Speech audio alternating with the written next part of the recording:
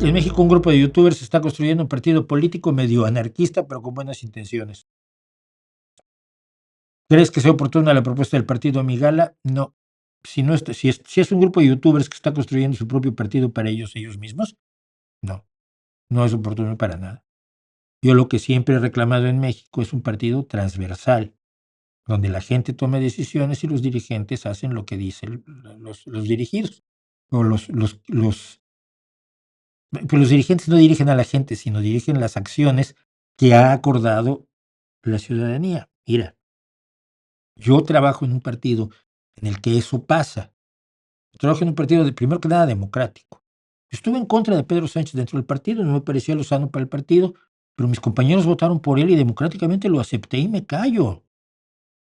Ahora, que además ha actuado correctamente en el gobierno, pese a las diferencias que tengo con él al interior del partido y la estructura del partido, los estatutos y una serie de cosas, defiendo su accionar de gobierno no porque sea del PSOE, sino porque me parece correcto.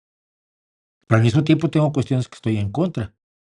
Y al mismo tiempo tengo que ver a compañeros que prácticamente sabotean a una directiva local, porque la directiva local no es la que ellos querían, porque perdieron las elecciones. Pues, oye, aprende a ser demócrata, ¿no?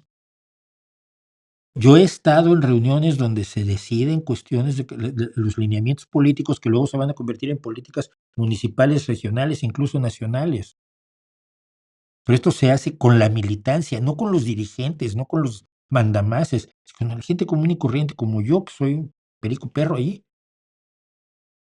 Un partido así es un partido que puede sobrevivir además mucho tiempo sin depender de dirigencias, sin depender de líderes, manteniendo sus principios. Que va a tener líderes malos, sí, pero tú los puedes echar. Mientras que, a ver, yo quiero ver que alguien eche a los líderes de Morena, es posible.